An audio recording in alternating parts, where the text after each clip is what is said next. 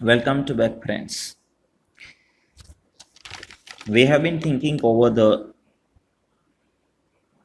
manage your stress, how to control stress, how to get out of the stress, and we have been discussing about the different techniques that is very useful to get out of the stress.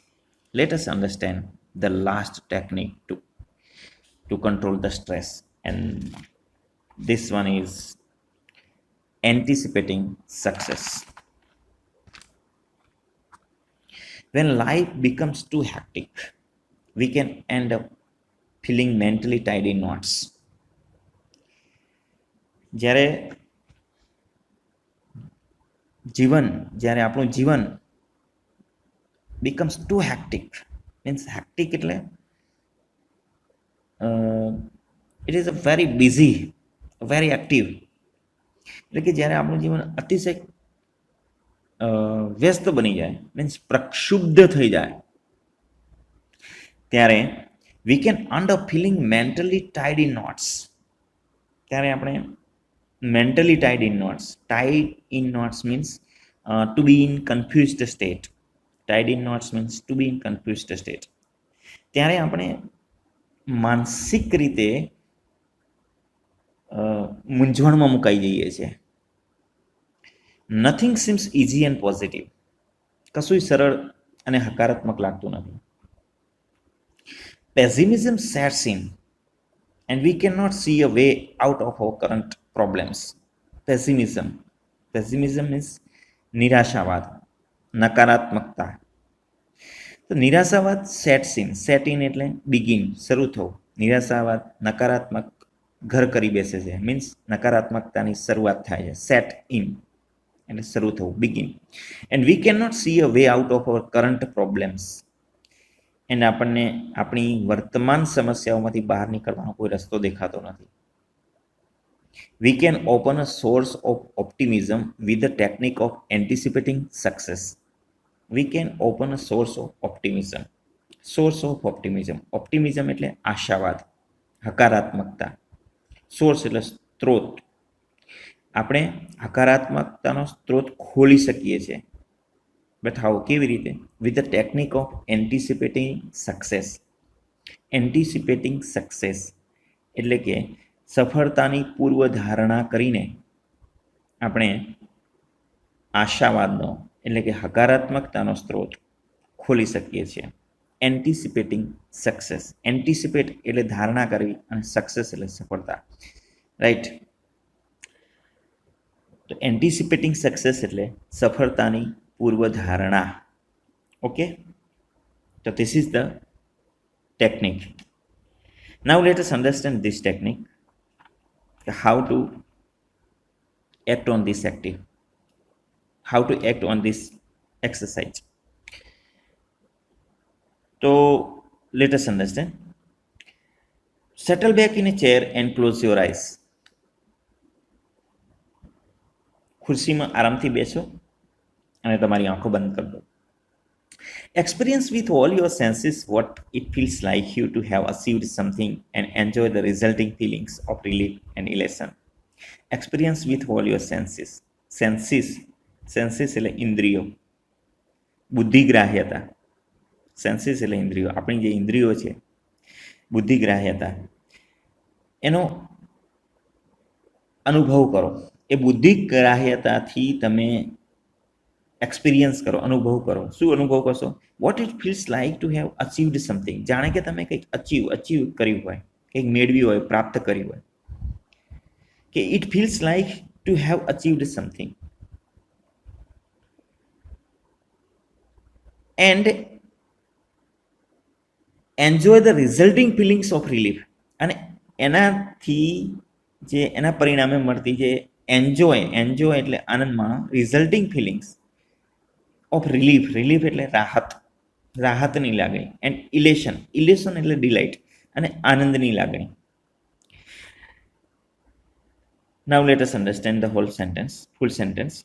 Experience with all your senses what it feels like to have achieved something and enjoy the resulting feelings of relief and elation.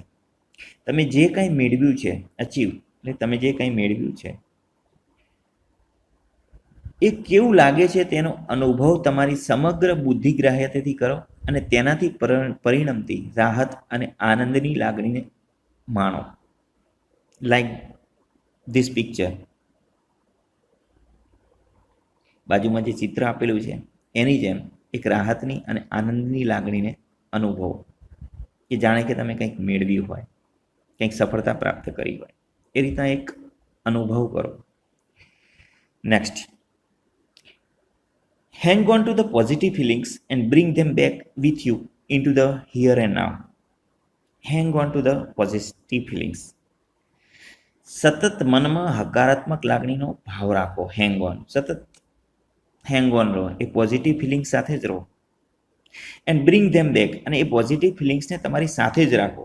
With you in to the here and now, કે જ્યાં તમે જાઓ, અહીંયા ત્યાં ગમે ત્યાં જાઓ, એ positive ફિલિંગ્સને તમારા મનમાં જ રાખો.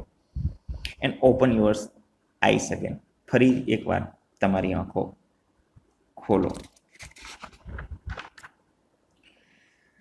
Now, make sure you don't get all tangled up in consideration about how the situation will resolve itself. Make sure, ખાતરી કરો, you don't get all tangled up. Tangle up એટલે ગૂંચવાઈ જવું. To be in confused, ગૂંચવાઈ જવું. Tangle up means ગૂંચવાઈ જવું.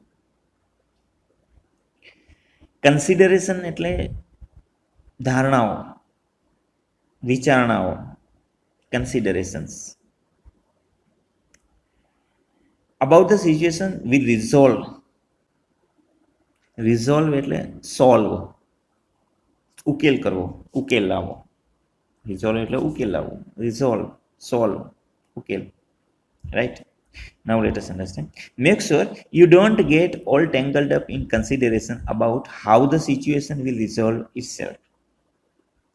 Make sure, ખાતરી કરી લો કે તમે ગૂંચવાઈ તો નથી ગયા ને. You don't get all tangled up, તમે ગૂંચવાઈ તો નથી ગયા ને. શેમાં? In consideration, ધારણાઓમાં. શેની ધારણાઓ? કે the situation will resolve itself, કે જે પરિસ્થિતિ છે એ એની જાતે ઉકેલ શોધી કાઢશે. રિઝોલ્વ એટલે ઉકેલ શોધી કાઢવો. Right? Now let us understand the full sentence. ખાતરી કરી લો કે તમે કરેલી ધારણાઓમાં આ પરિસ્થિતિનો હલ કેવી રીતે નીકળશે એ બાબતે તમે ગૂંચવાઈ તો નથી ગયા ને. Right? Next, it will look after itself as long as you keep your aim firmly in mind.